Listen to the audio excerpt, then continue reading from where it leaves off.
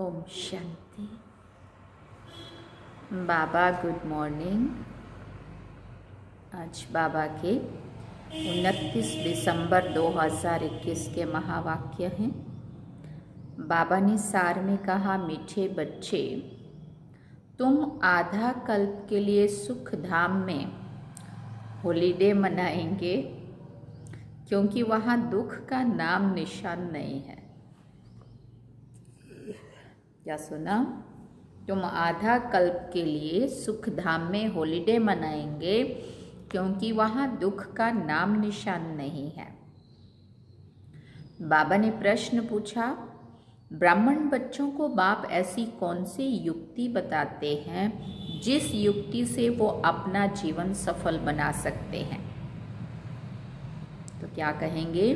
उत्तर में बाबा ने कहा, बाबा कहते, मीठे बच्चे, अपना जीवन सफल करना है तो अपना तन मन धन सब ईश्वरीय सेवा में लगाओ।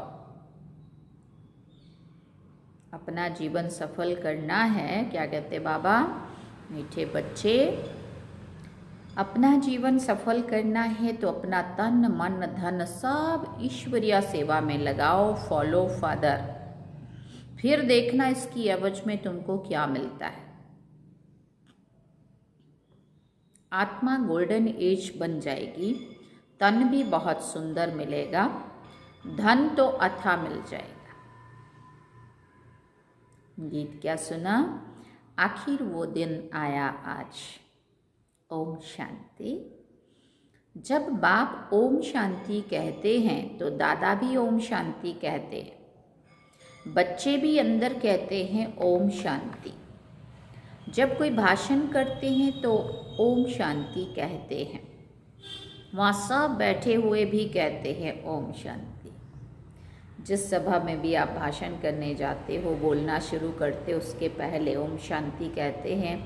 तो सामने वाली जो भी सभा बैठी होती है वो भी सब क्या कहते हैं? ओम शांति। रिस्पॉन्ड तो ज़रूर देना होता है ना। अभी तुम बच्चे समझते हो आत्माओं और परमात्मा का अभी मिलन हो रहा है। गाया भी हुआ है, आत्मा परमात्मा अलग रहे बहुकाल। जिससे बहुत काल अलग रहते हैं उनसे ही सन्मुख मिलते हैं। वो आते हैं अपना पार्ट बजाने। भक्ति मार्ग में जिसको इतना ढूंढते रहते हैं, आखिर वो दिन भी आता है जबकि बाप से मिलना होता है। सिर्फ एक ही भारत अविनाशी खंड है, बाकी सब विनाशी खंड है। नई दुनिया में तो सिर्फ भारत ही होता है। भारत का कभी विनाश नहीं होता। ये तो है ही। अभी तो देखो कितने खंड हैं। भारत में जब देवी देवताओं का राज्य था तो वहाँ कोई और खंड नहीं था, सिर्फ भारतवासी ही थे और कोई मनुष्य नहीं थे। भारत में सिर्फ सूर्यवंशी देवी देवताओं का राज्य था। अभी उन्हों के सिर्फ चित्र रह गए हैं। यादगार तो रहना चाहिए ना। पहले कितना छोटा झाड़ होता है, उनको कहा जाता है राम राज्य, ईश्वरीय राज्य। ईश्वर की स्थापना है ना। अभी तो है आसुरी स्थापना और सत्युग की है दैवी स्थापना। ईश्वर की स्थापना आधा कल्प चलती है, फिर आसुरी स्थापना होती है जिसको रावण राज्य कहा जाता है। वो है निर्विकारी दुनिया और ये है विकारी दुनिया। दुनिया में कोई जानते नहीं है कि ये दुनिया का चक्र कैसे फिरता है। देवी देवता फिर कहाँ गए? पावन सो फिर पतित कैसे बने? सीढ़ी उतरना होता है ना। कलाएं कम होती जाती है। जैसे चंद्रमा को ग्रहण लगता है तो कहा जाता है दे दान तो छूटे ग्रहण। अभी बाप कहते हैं 5 विकारों को छोड़ो। सबसे बड़ा ग्रहण जिसकी वजह से आत्मा को लगा हुआ है, दे दान तो छूटे ग्रहण। जब तुम रावण की जेल से छूटेंगे तो राम राज्य स्थापन हो जाएगा। वहाँ ये 5 विकार होते नहीं हैं, ये भी किसी को पता नहीं है। मनुष्य समझते हैं ये तो सदा से ही चले आते हैं। दुनिया में मनुष्यों की है अनेक मत, तुम्हारी है एक मत, इसको कहा जाता है अद्वैत मत। यहाँ है आसुरी मत। तुम जानते हो हम भारतवासी राम राज्य में थे, पूज्य सो पुजारी बने हैं। तुम बच्चों की बुद्धि में ये नॉलेज अभी बैठी है। हम ही पूज्य थे, फिर हम पुनर्जन्म लेते लेते पुजारी बने हैं। वो समझते हैं परमात्मा ही पूज्य पुजारी बनते हैं, उनकी ही सारी लीला है। फिर कहेंगे सभी परमात्मा ही परमात्मा है। बाबा कहते ये सबसे बड़ी भूल है। क्या है? सारे परमात्मा ही परमात्मा है, ऐसा बोलना क्या है? सबसे बड़ी भूल है। तुम बच्चों को तो बहुत खुशी होती है, जिस बाप को आधा कल्प याद किया है अब वो मिला है। कहते हैं दुख में सिमरन सब करे, सुख में करे ना कोई। वही आत्माएं फिर दुख में आती हैं तो बाप को याद करती है। सतयुग में कोई भी बाप को बुलाएंगे नहीं। तो अभी आत्माओं का परमात्मा का हम आत्माओं से मेल होता है। बाप ही ज्ञान का सागर है, इसमें पानी के सागर की बात नहीं है। संगम पर देखो कुंभ का मेला कितना बड़ा मेला लगता है। अभी सच्चा मेला तो तुम्हारा लगा हुआ है। आज है 29 तारीख और मधुबन कितनी रिमझिम चल रही है। 31 को नया साल बाबा के साथ मनाने के लिए कितने सारे देश विदेश के हजारों लोग बाबा के घर पहुंच गए। तो ये क्या है? बाबा कहते हैं अभी तुम्हारा सच्चा मेला लगा हुआ है। सभी तो इकट्ठे मिल नहीं सकते। अब बाबा के बच्चे तो लाखों हैं, लेकिन सब लाखों तो इकट्ठे हो नहीं सकते, इसलिए सभी को थोड़ी थोड़ी संख्या दे करके, जोन वाइज संख्या दे करके, और कितनी अच्छी सुंदर व्यवस्था बनाई हुई है जिससे सभी आराम से बाबा के घर रह भी सके और सब सुविधाएं भी अच्छी मिल सके, बाबा से भी शांति से मिलन मना सके। बाकी लाखों सबके सब अगर इकट्ठे आने दें, सबको छुट्टी दे, फिर तो ना बैठने की जगह मिलेगी, ना रहने की मिलेगी, ना खाने में भीड़ बहुत होगी, जो भी है ना सारा सिस्टम ही व्यवस्था ही बिगड़ जाएगी। इसलिए बाबा कहते सभी तो इकट्ठे मिल ना सके। कोई कहाँ से आते हैं। मेले पर कितने लाखों मनुष्य जाते हैं स्नान करने।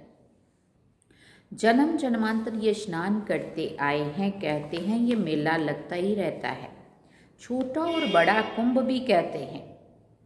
अब बाप तो एक ही बार आते हैं पतितों को पावन बनाने। गंगा पतित पावनी है तो क्या वो ज्ञान सुनाएगी? यहाँ तो पतित पावन बाप बैठ सृष्टि के आदि मध्यांत का ज्ञान सुनाते हैं। बच्चे जानते हैं अभी दुनिया की हालत क्या है। विनाश तो बच्चों ने देखा है। अर्जुन तो ये ब्रह्मा ठहरा ना, ये तो है मनुष्य का रथ। ये बताते हैं कि हमने विनाश भी देखा, अपनी राजधानी भी देखी, तब छोड़ा।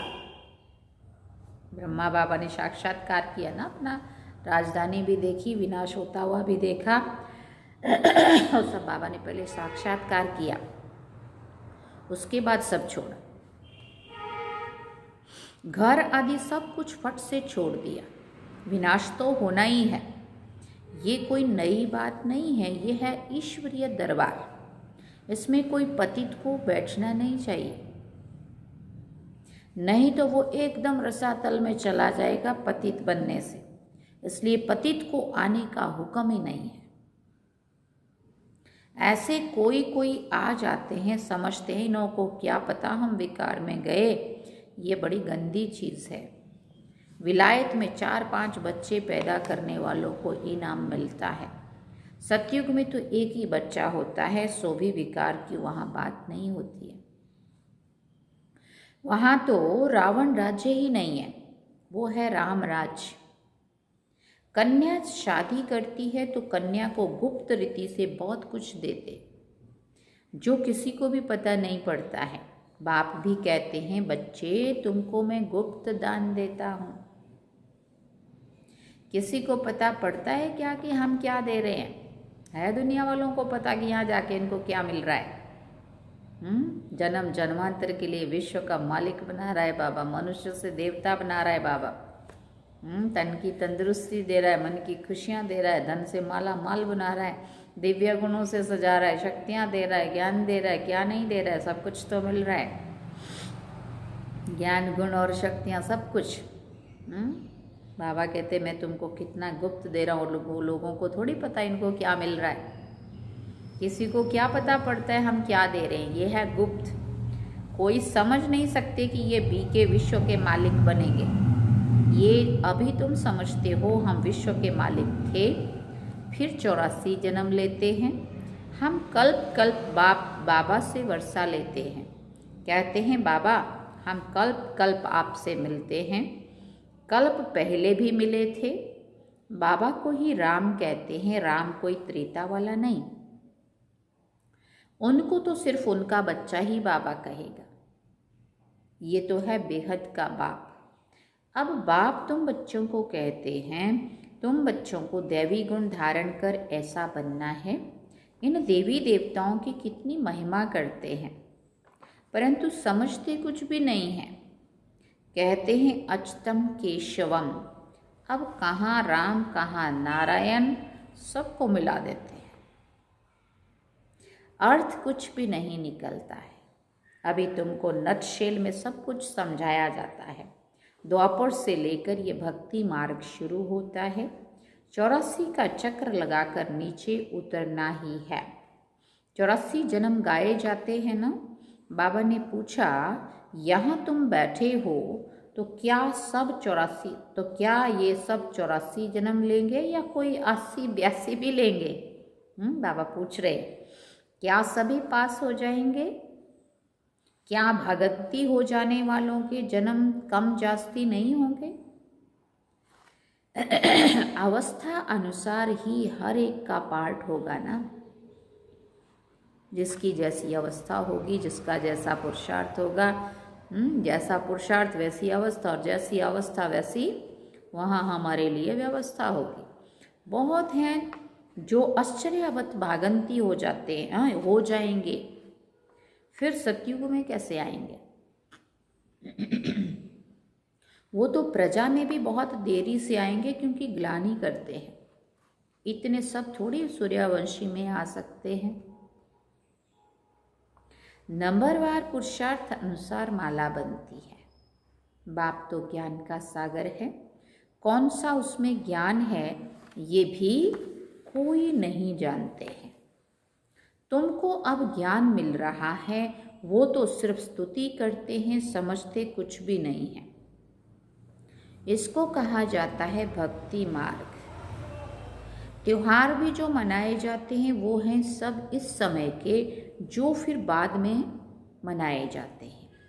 तुमको तो आधा कल्प सुख में हॉलीडे मिल जाती है, कभी दुख का नाम नहीं देखेंगे।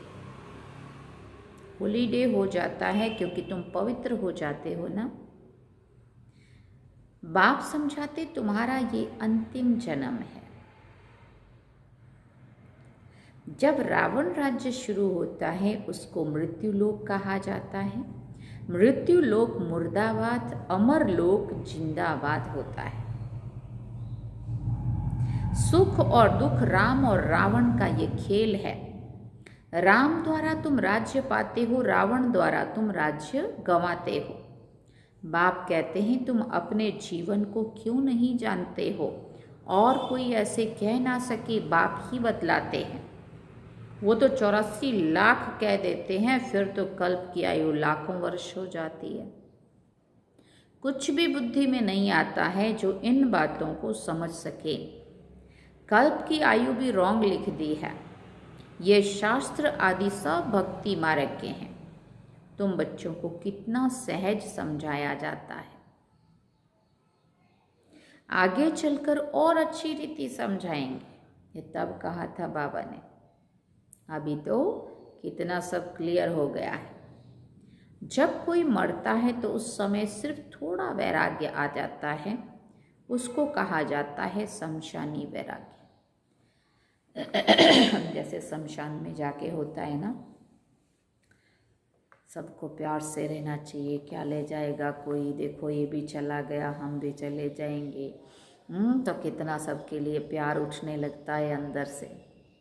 शमशान से बाहर आए, घर आए, फिर वही वैर, वही चैर, वही कड़वाहट, हाँ, वही लड़ाई, वही झगड़े, वही स्वभाव, वही संस्कार, टकराट। हाँ, बाबा कहते इसको कहते हैं शमशानी वैराग्य। शमशान से बाहर निकले, मार्केट गए तो खलास, जाकर मांस मदिरा खरीदेंगे। तुम बच्चों को इस समय है पुरानी दुनिया से वैराग्य। बाबा समझाते हैं वैराग्य दो प्रकार का है। निवृत्ति मार्ग वालों का है हद का वैराग्य, वो प्रवृत्ति मार्ग के लिए ज्ञान देंगे ही नहीं। दोनों पवित्र बनो ये वो कह ना सके, गीता वो सुना ना सके। तुमको तो ज्ञान सागर से ज्ञान मिलता है, वो समझते भी हैं परंतु उनको डर रहता है, आगे चलकर मान लेंगे बरोबर गीता श्री कृष्ण ने नहीं सुनाई। अगर अब कहेंगे तो उनके सब फॉलोअर्स भाग जाएंगे, फट से कहेंगे इनको बीके का जादू लगा है। अब बाप समझाते हैं अगर देवता बनना है तो दैवी गुण धारण करो। मुख्य बात है पवित्रता की। यहाँ मनुष्यों का खान पान ही देखो कितना आसुरी है। जन्म जन्मांतर की पाप आत्माएं हैं, पुण्य आत्मा एक भी नहीं है। अभी तुम बन रहे हो। सतयुग में सब मनुष्य पुण्य आत्माएं होती हैं। वहाँ है ही श्रेष्ठाचारी पावन, यहाँ है भ्रष्टाचारी पतित। सतयुग में 5 विकार होते नहीं हैं। राम राज्य रावण राज्य में कितना फर्क पड़ जाता है ना। इनको तो रावण राज्य कहेंगे ना। पतित पावन एक ही गॉड फादर है। तुम जानते हो वो हमारा बेहद का बाप है। बेहद के बाप रचयिता को रचना याद करती है। बाबा ने समझाया है सतयुग में है एक बाप, फिर होते हैं 2 बाप, लौकिक और पारलौकिक। तुमको है 3 बाप, लौकिक, पारलौकिक और अलौकिक। भक्ति मार्ग में लौकिक बाप होते भी पारलौकिक बाप को याद करते हैं। शरीर का जिस्म का बाप होते हुए भी आत्मा अपने पिता को, परमात्मा को, पारलौकिक बाप को याद करती है। यहाँ तो ये वंडरफुल है, बाप और दादा दोनों बैठे। ये भी तुम बच्चे जानते हो, फिर घड़ी घड़ी भूल जाते हो। प्रजापिता ब्रह्मा तो गाया हुआ है ना, अभी ही मिलता है, उसका नाम अलौकिक फादर। प्रजापिता ब्रह्मा है साकार, वो है निराकार। निराकार और साकार दोनों इकट्ठे हैं। कितना क्लियर करके बाबा समझाते हैं। दोनों की हाईएस्ट पोजीशन है, इससे बड़ा और कोई होता नहीं है। ब्रह्मा ने सृष्टि रची तो सृष्टि का रचयिता है तो शिव बाबा है, लेकिन ब्रह्मा द्वारा सृष्टि रची तो वो इस सृष्टि जगत का, संसार का सबसे ऊंच से ऊंच वो आत्मा हुई ना। इनसे बड़ा और कोई होता नहीं है। कितना साधारण रीति से बैठे। सारे धर्मात्मा, महात्मा, देवा जो भी हैं वो सारे तो बाद में आए ना। पढ़ाई भी कितनी सहज है बच्चों के लिए। बाप सिर्फ कहते हैं अपने को आत्मा समझो। आत्मा अविनाशी है, ये देह विनाशी है। एक शरीर से आत्मा निकलकर जाकर दूसरा शरीर लेती है। तुमको रोने की दरकार नहीं है। मनुष्य शरीर को याद करने से रोते हैं। तुमको रोने की दरकार नहीं है। सतयुग में कभी रोते नहीं हैं। वहाँ है ही मोह जीत। ये सब बातें तुमको संगम पर ही समझाई जाती है। तुमको ये लक्ष्मी नारायण का चित्र देखकर बहुत खुशी होनी चाहिए। सुना, तुमको तुमको ये लक्ष्मी नारायण का चित्र देखकर बहुत खुशी होनी चाहिए। इसलिए बाप ने कहा है ये लक्ष्मी नारायण त्रिमूर्ति का बैज व मेडल जेब में डाल दो, घड़ी घड़ी पॉकेट से निकाल कर देखो। ब्रह्मा बाबा ऐसा करते थे। जब बाबा नहीं मिला था, चित्र रखते थे साथ में श्री कृष्ण का, विष्णु का, अपनी जेब में भी रखते थे, बैग में भी रखते थे, सोते थे तो तकिए के नीचे भी रखते थे, है ना। घड़ी घड़ी निकाल कर देखते थे। बाबा कहते घड़ी घड़ी पॉकेट से बाहर निकाल कर देखो, ओहो हम तो ये बनने वाले हैं। बहुत खुशी होगी, औरों को भी दिखाकर खुश करो कि हम ये बन रहे हैं। देखने से खुशी होगी। मैं तो शिव बाबा का बच्चा हूँ, मुझे किसी बात की क्या परवाह करनी है। कुछ घाटा पड़ा तो क्या, हम तो भविष्य में 21 जन्मों के लिए पद्मपति बनते हैं। देखो बाबा ने सब कुछ दे दिया, फिर फायदे में है या घाटे में है। बाबा अब सन्मुख समझा रहे हैं, तुम्हारा यह धन दौलत सब मिट्टी में मिल जाने वाला है। अपना जीवन सफल करना है तो अपना तन मन धन इसमें लगाओ, फिर इसके एवज में देखो तुमको क्या मिलता है। आत्मा भी गोल्डन बन जाती तो तन भी सुंदर, धन तो अथाह रहता है। आत्मा भी गोल्डन बन जाती तो तन भी सुंदर और धन तो वहाँ अथाह रहता है, जिसका कोई हिसाब नहीं, हद नहीं। अच्छा, मीठे मीठे सिकिल दे बच्चों प्रति माता पिता बाप दादा का याद प्यार और गुड मॉर्निंग। रूहानी बाप की रूहानी बच्चों को नमस्ते। हम रूहानी बच्चों की रूहानी माता पिता बाप दादा को दिलवा जान सिकवा प्रेम से याद प्यार, गुड मॉर्निंग, नमस्ते, थैंक यू बाबा, शुक्रिया बाबा। धारणा के लिए मुख्य सार है। पहला पॉइंट, मैं शिव बाबा का बच्चा हूँ, मुझे भविष्य 21 जन्मों के लिए पद्मपति बनना है। इसी खुशी में रहना है और सबको खुश करना है, किसी बात की परवाह नहीं करनी है। दूसरी बात, एक बाप की अद्वैत मत पर चलकर बेहद का वैरागी बनना है, एक बाप को फॉलो करना है। वरदान में बाबा ने कहा, रुहाब और रहम के गुण द्वारा, रुहाब और रहम के गुण द्वारा विश्व नव निर्माण करने वाले विश्व कल्याणकारी भव। रुहाब और रहम के गुण द्वारा विश्व नव निर्माण करने वाले विश्व कल्याणकारी भव। विश्व कल्याणकारी बनने के लिए मुख्य 2 धारणाएं आवश्यक हैं, एक ईश्वरीय रुहाब और दूसरा रहम। अगर रुहाब और रहम दोनों साथ साथ और समान हैं तो रूहानियत की स्टेज बन जाती है।